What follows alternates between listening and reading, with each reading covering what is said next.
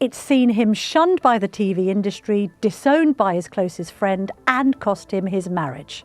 In a very personal interview, Graham Linehan, the creator of Father Ted, tells me how his war with trans radicals has nearly destroyed his life.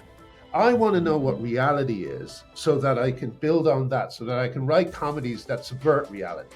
But if you're saying that up is down and black is white and male is female and left is right, it's going to create chaos. It's already creating chaos. Comedy writers are being arrested at airports, like it's a chaotic movement. So you interviewed Graham Linehan last night, yeah. Who is someone I have interviewed before, Father Ted creator, co-creator. And the IT crowd. All-round comedic legend. And he was drawn into the transgender debate because an episode of the IT crowd was accused of being transphobic. Yep. He then went down the rabbit hole of arguing with transgender campaigners. Mm-hmm.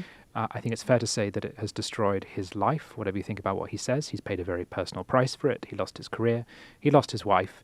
And on September the 1st, when he touched down in Heathrow, he was arrested by the police over some transphobic tweets. 5 armed officers, to be precise. He is now living in Arizona, which is where I spoke to him.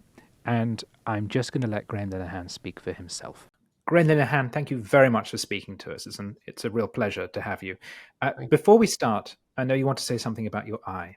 Yeah, I just want to reassure people that I had laser eye surgery this week. So it's not that the stress has made my eyeball pop out or anything. So I just didn't want people to worry because people have been worried with the slight health scare that I had, And how is your health now? It's good. I've got some interim beta blockers and blood pressure things that will take me to my first appointment here. So I'm gonna take it seriously now and keep an eye on it. My mom has lived with it for years. So has my dad, or so did my dad. He's gone now, but it's just one of those things. It is one of those things that you can control and take care of with pharmaceuticals, so I'm going to be doing that. Okay, well, speaking of stress, I'd appreciate it if you could talk us through what happened to you on September the 1st of this year. Sure, I had to come back because I was standing trial because another trans activist has accused me of something. I can't talk about that, unfortunately, until the trial is over. This is you had to come back to England, to London. Yes. Right. Yes. So the police would have been aware that I was traveling. Then the plane landed, and when it stopped, people tried to stand up, but they asked everybody to sit in their seats. So that's very unusual. Usually the deboarding an aircraft happens so quickly. The crew seem just as eager to get on with their day as we do. But this time we were just sitting there for a while, and then they called my name over the announcement thingy, and I sort of immediately knew what was happening. Collected all my stuff. I'm very clumsy, so that was the worst part of it. I was collecting all my stuff in front of an audience, and then I just kind of went around the corner, and they were all there, and I want to make it clear a couple of things. First thing is the police at Heathrow are armed, naturally. They didn't send armed men to arrest me. It's just Heathrow police are armed, as they should be. And but it was still a shock because it felt like a bunch of stormtroopers had turned up, because they've got all the body armor on as well. And there were five of them. So, to go from writing Father Ted to 5 policemen turning up to arrest you at an airport is, the surreal aspect of it kicked in quite quickly for me. But I was thinking it was all quite jolly until they actually said I was going to be arrested. And I was so tired because I hadn't slept on the plane, because I can never sleep on planes. I always think I'm falling through the floor. But they just kind of explained to me very civilly that my passport had been flagged up because I was wanted, and I then they told me that I was under arrest, and that's when I lost it. I was so angry, I mean, And just to I say, Graham, did they tell you specifically what you were arrested for? Yeah, they originally said it was just about the one tweet, the one about where I say something like, if you see a trans-identified male in the women's toilets, make a scene, call the cops, and if all else fails, kick him in the ball or punch them in the balls. Joke about women, comparative heights between men and women, apart from anything else. And uh, they said that one, and I was so angry because apart from anything else, it is just basic safeguarding advice that a father would give a daughter. In fact, I found out later that Queen Camilla's mother had given similar advice, and it was in her biography. So I was being arrested for something that Queen Camilla's mother was is able to say quite freely. So it was uh, that really made me angry. And then I found out later that there were two others that I was in trouble for. One that said a photo you can smell, which was an overhead shot of trans activists. And I hate trans activists. Don't hate trans people, but I hate trans activists because I've seen what they do to women at Let Women Speak events and so on. And I said a photo you can smell is just an insult. Just I wish one of my funnier tweets had gone viral. But but the third one was the craziest one of all, because someone said, "Well, that's a bit unnecessary," and I said, "I hate them, homophobes and misogynists," and I don't know why that's even in the list. It obviously proves I dislike them for their homophobe, for what I believe is their homophobia and their misogyny. So it's such a strange thing to be arrested for, and I think it's quite. I'm breaking bail conditions, by the way, by speaking about this one, because they simply would. They amended the bail conditions from you can't go on Twitter to you cannot talk about the victims, but there's no victims. The tweets weren't aimed at anyone. They didn't at anyone in. They weren't about anyone. And so we said, what victims, you know, and they just doubled down. They said, you're just not allowed to contact the victims. So we said, well, we gave them 24 hours and they never got back in touch with us. And we said, well, we're ignoring these because the arrest was illegal and the bail conditions are absurd. So that's where we are now. Okay. When you were arrested, you were taken to a jail and put in a cell. Yeah. I really recommend people read your Substack about that because it's very tragic, but also very funny. And you talk about getting a good night's sleep. Yeah, that was great. That was like we have this phrase in the gender critical movement: the process is the punishment. Like Sandy Peggy is going through it at the moment. It's not the result that counts. It's making her suffer as much as they can. It's accusing her of being a racist. It's all that stuff. So the process is the punishment. And the person who reported me, who I believe is Lindsay Watson, who's been behind a number of recent arrests, including an ex-policewoman who was arrested on his orders.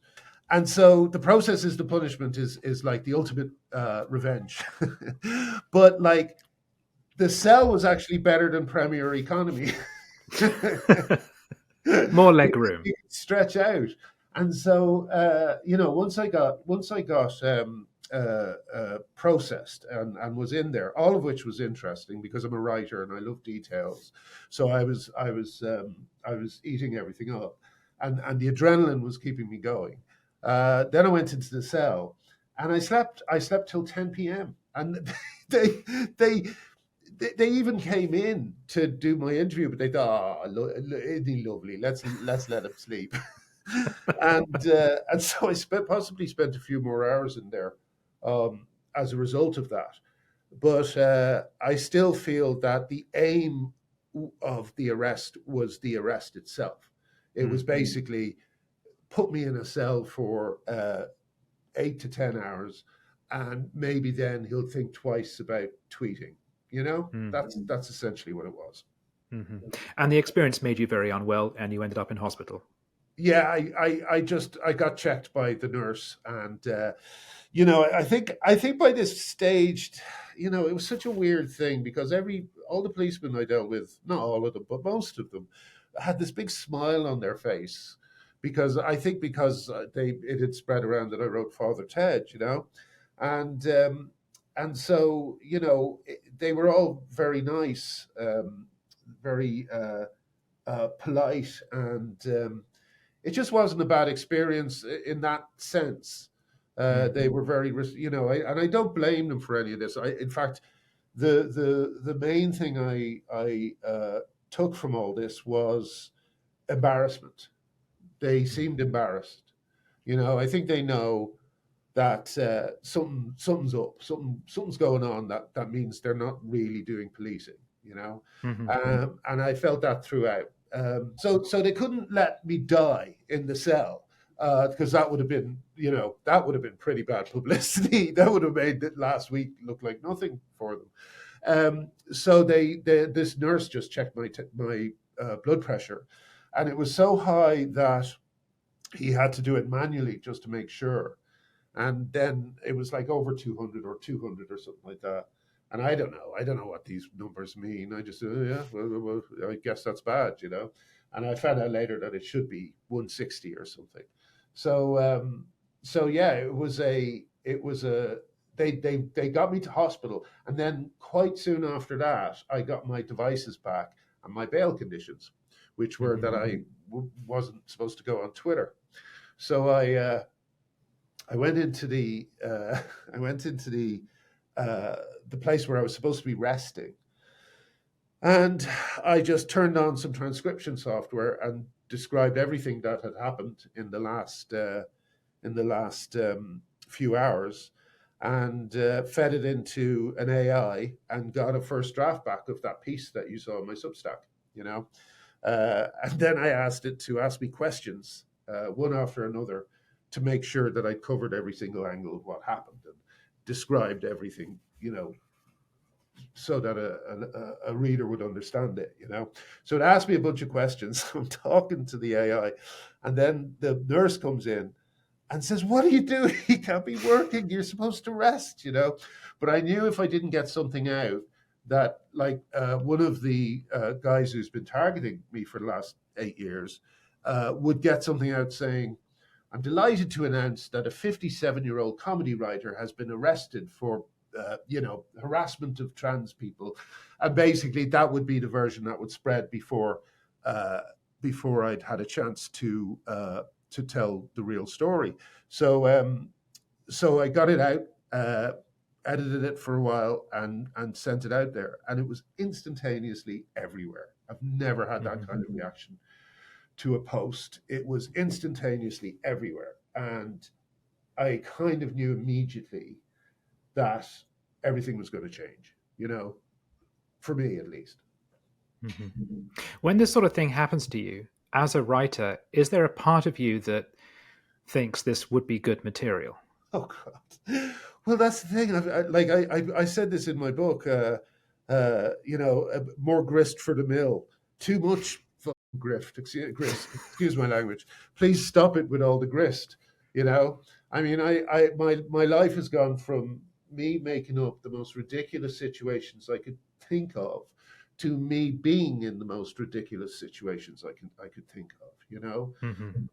I mean, it's a never-ending stream of surreal things that just keep happening to me. In fact, I'm writing a second book because the last couple of years have been so extraordinary. It's material, but it is actually great material. I mean, this whole thing for me has been, a disaster for my professional and marital life, But as a writer, it's really kind of deepened my understanding of the world, and my kind of the range of people I meet has just become so much wider. I always say I used to only know people in the media. Now I know no one in the media, but I know, police women and social workers, and from them all, you get the most amazing insights into, various different things. Like I didn't know, for instance, that strange men coming into shops and demanding that the women help them with their makeup and their lingerie or whatever. It's not a new phenomenon. It's been happening to women in retail for years. Mm-hmm. It's just that now they have no power. They have no power Mm-hmm. to say, I'm uncomfortable doing this. I don't want to do this, because they might get reported to the police, like I was, or Mm-hmm. at least reported to their employer. So I'm But finding if I think of many of the brilliant things you've written, Father Ted, the IT crowd, they very often dealt with institutions which have institutionalized madness, in yes, which people behave in self-destructive or abusive ways, but they yeah, have built a culture around it whereby it seems normal. So in the case of Father Ted and the Catholic Church, and I'm a Catholic, I yes, know we do this, we internalize our own theology so that stuff the outside world thinks looks absolutely mad makes perfect sense to us. So it becomes sex-starved, people drinking far too much tea, yeah. and talking about Jesus. And so one could argue that your life has become one of your own comedies. You're now trapped within one of those institutions, dealing with people who have internalized institutional madness. Yeah, that's. I mean, my God, that's just a perfect way of describing it. When I was on the BBC, it was a fair interview, but every time I was trying to talk about the physical reality of what was going on, I was corrected. Like I would say these are men or males, and they would say trans women. I was like, well, but they're men, and they're doing, and basically there's sort of this ring of protection put around these people that's not unlike the ring of protection that was found around the priests in Boston, for example. I mean, as I was saying about meeting these different people, a social worker told me there's nothing worse you can do for safeguarding than creating a sacred class. And that's kind of what the Catholic Church learned. And it led to a sort of humbling of the church, which possibly might have been just what it needed. Um, and I think a similar thing is going to happen here to the LGBT community, because I think they're going to realize that their empathy and their feeling for outsiders has been weaponized, not by good people, but by very bad people who take advantage of kindness. There's a brilliant story about American con men. They used to love New York because New Yorkers thought they couldn't be fooled, you know? So they used to flock there.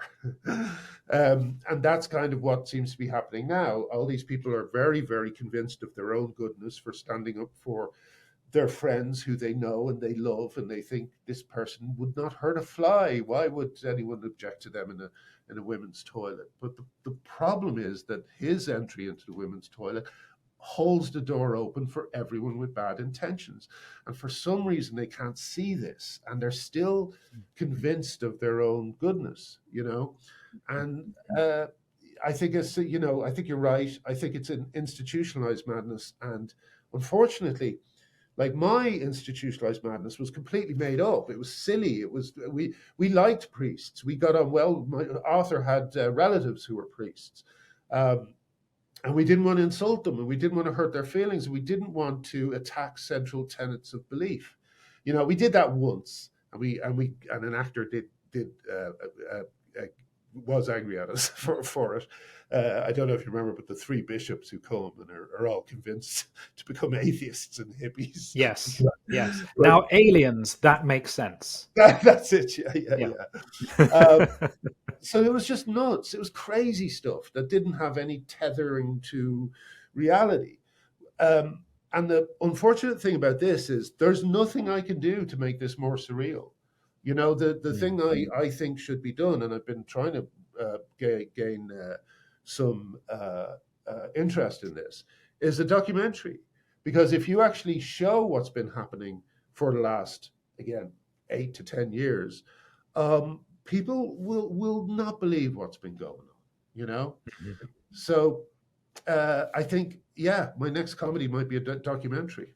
Is there a distinction in your mind between the trans activists who may well take a very militant, radical approach and want to change the whole of society, And those who are genuinely struggling with their gender identity, whatever the biological or psychological cause of that is, they clearly do exist. We might not agree with their self-definition, but they do exist. Sure. And Yes. how do you feel towards those people? Well, the problem again is that we have this wide category called trans, and it covers too many people. Okay, so it covers people who genuinely have dysphoria, but it also covers people who are in the grip of a social contagion. You know, it's and you know, those two things are both true. But there's also another group, which is the nice, you know, trans guys who like dressing up in women's clothing, just as people did when going to David Bowie concerts and so on. And they're playing around with things and they're experimenting. And again, that's all valid. But they're in this group with these dangerous men, some of the men who had me arrested this week and have been using the police for years for this type of thing. They're in this group with dangerous men and they have nothing in common. A young girl who's been convinced to cut her breasts off because she's been told by adults that she will become a real boy if she does that, has nothing to do with these predatory men or even the nice gay guys who like to dress up. You know, these groups have nothing to do with each other, but they're grouped together. And the people who really do need help, you cannot see the wood for the trees, right? You cannot see who needs help within these groups because they're all claiming the same levels of victimization, the same levels of, you know, mental issues and so on. And it's true of some of them, and it's not true of others. And I just think, I mean, there's an organization called GenSpec that I'm very heavily involved in, and you know, they are an absolute lifeline for parents who are trying to maintain contact with their kids while their kids are absolutely full of this idea that their lives will be magically wonderful if they start taking testosterone.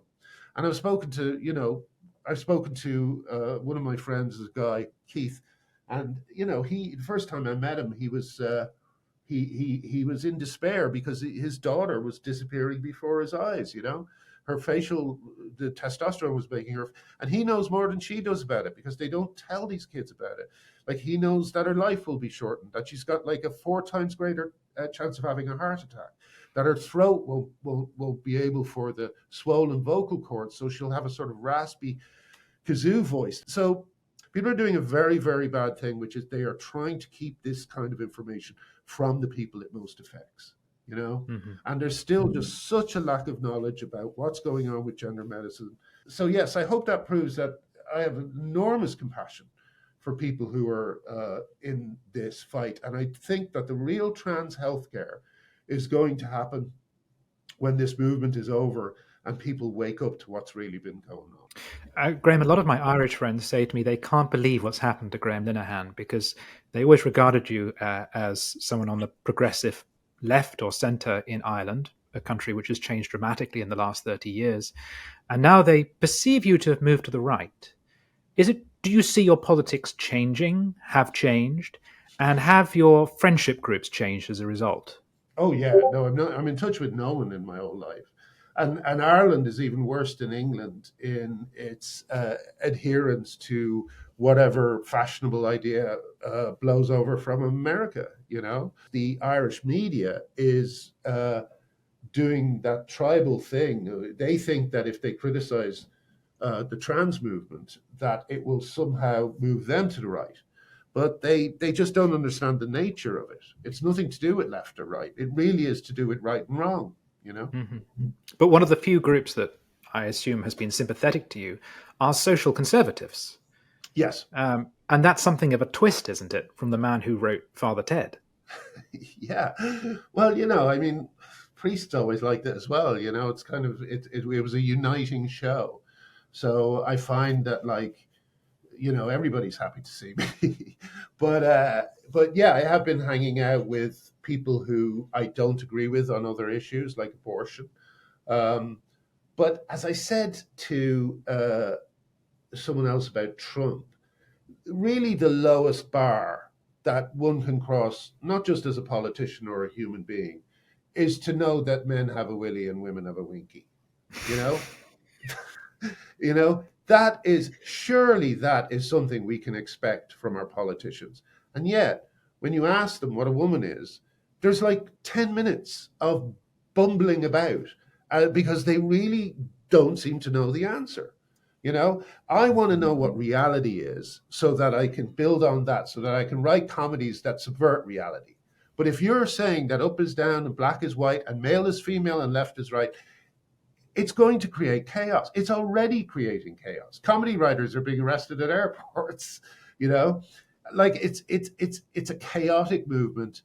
Stonewall have been lying to the police for, however long, that it's a protected characteristic, gender identity, when it's not. And it's just insanity that has to be addressed and talked about properly. And I don't know you very well, so there was a bit of me that was thinking that this is going to be an ambush, because I'm so used to it. I'm so used to, as I said yesterday, on Twitter, journalists reading out my Wikipedia page, which is moderated by trans activists and has been kind of vandalized ever since I got into this movement. It's one of the reasons why I'm so cancelled, because you just have to go to my Wikipedia page, and there it is. I'm a bigot, So, well, just to say, my approach is I'm interested in what people think and why. Oh, you've been absolutely brilliant. Yeah, you gave me a chance. So I'm not. So this is absolutely not about entrapping you at all. Because if I did that, you wouldn't tell me what you think, because there would just immediately be a fight, and I'm not sure how useful that actually is, because we all have to understand where we're all coming from. The thing I would say to people about this issue, about the issue of being kind, is I really want people to realize that you're not being kind by using preferred pronouns. You're confusing already confused people. You're not being kind by encouraging people to get hormones, because, especially teenagers, because puberty cures dysphoria. It's been proven again and again. And if you want to see puberty proving dysphoria, there's a brilliant example in Kevin and Perry, the Harry Enfield sketch about the incredibly rude adolescent. And the very, very end of that, he had sex for the first time. And when he comes down the next morning, he's wearing a crisp yellow shirt. Yes. And he's being very polite to his mother and father. And the irony is he's transformed into a cherub. He goes from a monster to a cherub because he's grown up. Yeah, he does. I know the one you mean. But I guess if I want to know what's about, if I want to know what's motivating you, my question is, you have suffered so much in career and personal terms. Why do you do it? I don't mean that in an aggressive way, because I'm speaking as a coward. If I, like most people, came up against the opposition you faced, I would go, fair enough, I would rather live my life, have my dog, have some privacy. Why don't you just walk away? Because then my daughter won't be safe. I need to know that society is going to do the job of safeguarding that it has been doing for 100 years, ever since the suffragettes won it. I need to know that when she makes a fuss, when she calls the cops, that she won't be arrested. I need to know that, she's going away to college. I need to know that men won't be able to follow her into every private space she has. That's why I do it. And there's another reason I do it that's kind of more mundane but quite funny. It's basically that, I didn't notice that kind of offices were becoming victims of sort of HR and things like that. I didn't notice that grievance culture was taking over, institutions and colleges and places like that. So when I came up against it, it had already been embedded in British society to some extent, and I didn't realize what a beast I was up against. And I also thought that once people realized that what was going on, they would join in, because as I always say, they're hurting children. They're hurting children, and they're destroying their lives. They're destroying children's lives by removing their sexuality. It's like something out of a Philip Pullman novel, And so I just don't understand why people don't take it on. You know, Yeah. I mean, I know it's dangerous, but the more of us there are, the safer it is. You know, I mean, I One was might almost say that the office in the IT crowd is pre-lapsarian. yes, It's pre-woke. No one's woke in the yes, IT crowd that's for it. sure. Well, we weren't But even aware of the concept. You know, no, it was no. yeah. But following the killing of Charlie Kirk, are you worried for your physical safety? No, I have a gun now, and no, I'm only joking. I just wanted to give people who know me a heart attack. I could never buy a gun. I'm so clumsy. I cut myself about 3 times a week. So if I had a gun, I wouldn't last a month. It wouldn't last a month. Right. No, I'm. You know, there's nothing I can do about that. You can't live your life in fear. There's a great quote I saw the other day. Someone said it to English people. They said, "Even though you don't have free speech, act as if you do." You know, and I think that's how one should go through life. Just, you know, we may not have free speech. We may be threatened by all these things, gunmen and police at airports, but I'm going to act as if we do, and I'm going to carry on as I always have. And do you think you will return to the UK? No, I think No. I'm done with the UK. What I'm hoping to do is get some sort of kind of like I can't talk about it too much, but I'm hoping to kind of become a sort of useful figure to the US in talking about free speech, because I think it Right. is really in crisis in Europe and in the UK and in Ireland, and I'm happy to be used to make the case for us all talking to each other the way Charlie Kirk did. Mm-hmm. Will you miss Britain? Will you miss not being able to come to Britain, or choosing not to come to Britain? No, because it kind of died for me. When my friends abandoned me, it's the reason I loved it was because of the people. So once that all disappeared, of course, I've made loads of lovely friends, but there's something sickening about walking through parts of London that I used to know so well, Soho, basically, and having a feeling of dread in my stomach that I might see someone I knew in the old days, because like my first question would always be, why didn't you stand up for me? Where were you? So I don't want to get into long, uh, arguments with people on the street. So it's better I go here and just start things again. Graham Linehan, thank you very much. Thank you. Wowzers. He doesn't hold back, does he, Graham? This is what I found when I interviewed him. And it's quite difficult. You basically let him say his piece there, because if you do interject, he does take it quite personally, and he feels that the world is against him, understandably so. As you have documented with him there, he has lost a great deal as a result of his own attempt to stand up for women and girls. Sometimes and his experience of the media is one of being ambushed and put on the spot. And so when I was speaking to him, I was conscious that I could have at various points criticized what he said or put the other line. But I think if I tried to do that, it would have been a very different kind of interview. So I was keen just to hear what he had to say. While he was speaking, there were things I disagreed with. Where I'm on his side is as follows. I don't think people should be cancelled for misgendering. I don't think generally people should be cancelled at all. I think he should reserve the right in a free and open society to express his views as freely as he wants to. Agreed. In accordance with the realms of the law. However, sometimes he has gone off the reservation. Sometimes he has tweeted stuff that is grotesquely unpleasant. And I actually think you lose the argument. I made this argument with Boris Johnson on the niqab. Okay, let's have a debate about whether we think Muslim women in the UK should wear full top-to-toe coverings with just their eyes exposed. But let's do it in a polite manner. Let's not use phrases to describe them that are ridiculing, like letterbox. You then lose, as Thatcher said, as soon as it becomes personal, you've lost the argument. I think at times Linehan has gone too far. Well, I like free speech. I think we face a binary choice increasingly between, do we want speech to be censored, in which case to some extent we can be protected from our own actions as well as other people's words, Or do we want free speech, in which case you have to accept there are consequences of speech?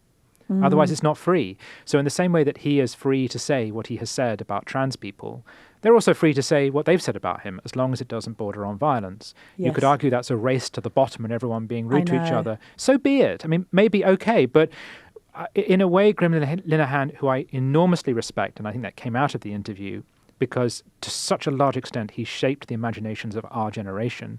You know, we're both Catholics, Father Ted, right? Yes, of course. It's come to define British Catholicism, Father Ted. So I respect him enormously for that, and I see him as a casualty of the culture wars. He was someone who took part in it. He was someone who gave as good as he got on many occasions. He has really suffered for it, and I think it is a lesson of how much one can be destroyed or self-destroyed by these culture wars. But I also have admiration for people who stand by what they believe in. Yeah. If in doubt, he's doubled down. Yeah. And I'd like to caveat my earlier remarks by saying, by the way, he has had to encounter grotesque unpleasantness from the other side. Oh, he definitely has. So many videos as well of trans extremists literally shouting in the faces of women, shouting at feminists. Yes. I mean, I've been on the receiving end of all this. I'm a TERF, I'm a transphobe, I'm this, I'm that, because I stated fairly on that I didn't think men were women and women were men. The people who get left behind or worse, caught in the middle, and we kind of touched upon it on the interview, are young people who genuinely, for whatever reason, I don't know, and I don't believe the trans activists know, but for whatever reason, have doubts about their gender. And those people also get caught in the culture war, forced to make a binary choice, told they're bad, whatever decision they make. I just wonder sometimes if we should all just calm down, quiet down, and leave kids to be kids without adults getting involved in their very, very difficult transition from child to adult. Yes. Linehan's argument will, of course, be adults have involved themselves far too much. And he's right. Said and to confuse children, he's to absolutely basically right. gay and lesbian children. Yeah. Do you think you were born in the wrong body? Yeah. But that is, I mean, this is a podcast for another day. We could do a whole episode on that. But it was a good interview, and it was good to hear Graham in his own words.